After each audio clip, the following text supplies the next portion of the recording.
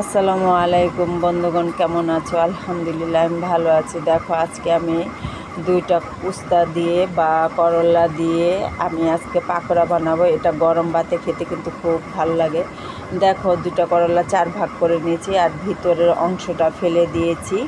এখন আমি বটি দিয়ে ঝিরি করে কেটে নিয়েছি আর পুরোটা কাটি নেই। দেখো এভাবে তোমরা ইচ্ছে করলে ছুরি দেওয়া কেটে নিবা। এখন আমি ধুয়ে পরিষ্কার করে নিয়েছি। দেখো এখানে এখন দিয়ে দিব একটু লবণটা দিয়ে দিব আর দিয়ে দিব একটু গরম পানিটা দিয়ে আর লবণ দিয়ে ভিজিয়ে রাখবো 10 থেকে 15 মিনিট। তাহলে ভিতরে তেতো পানিটা অনেকটাই পানি বের হয়ে যাবে, তেতো পানি। এই দেখো ভিজিয়ে রাখার পর উঠিয়ে নিয়েছি। আর এখানে নিয়েছি তোমার একটু বেসন, চালের গুঁড়া আর আতপ চালের গুঁড়াটা নিয়েছি, হলুদের গুঁড়ো, মরিচের গুঁড়ো, ধনিয়া গুঁড়ো আর স্বাদ অনুযায়ী লবণ। একসাথে এখন একটা চামচ দিয়ে ভালো করে মিশিয়ে নিব। সবগুলো উপকরণ একসাথে সবগুলো ভালোভাবে মিশিয়ে নিয়েছি। এই দেখো কত সুন্দর হয়েছে মিশানো। এখন এখানে অল্প অল্প করে পানি দিয়ে দিব আর পানি দিয়ে একটা বেটার বানিয়ে নিব। একেবারে পানি দিতে যাব না, অল্প অল্প করে পানি দিয়ে একটা ঘনত্ব বেটার তৈরি করব।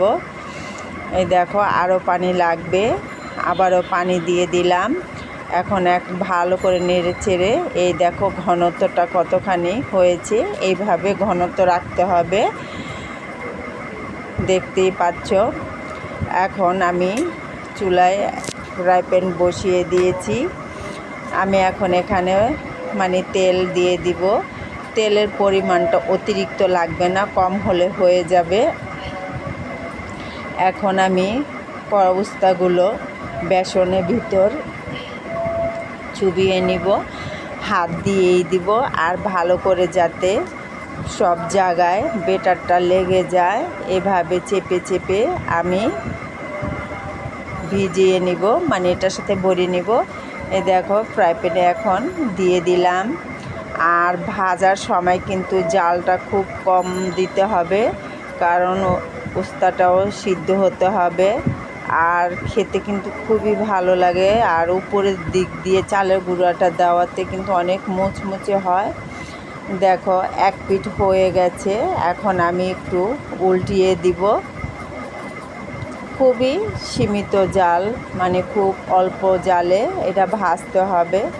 এই দেখো উল্টিয়ে দিলাম, কত সুন্দর দেখাচ্ছে আর খেতেও কিন্তু খুব ভালো লাগে। এই দেখো ভাজাটা কিন্তু হয়ে গেছে, কত সুন্দর দেখাচ্ছে বলো। আর এটা কিন্তু গরম ভাতের সাথে খেতে খুবই দারুণ। এভাবে একবার হলেও খেয়ে দেখবা, খেতে খুবই মজা লাগে। দেখো ভিডিওটা যদি ভালো লাগে একটা লাইক শেয়ার করে দিও, কমেন্ট করে জানিও আর ভিডিওটি সম্পূর্ণভাবে দেখে আমার চ্যানেলটি সাবস্ক্রাইব করে দিও। আমার পাশে থেকো সবাই। আল্লাহ হাফেজ।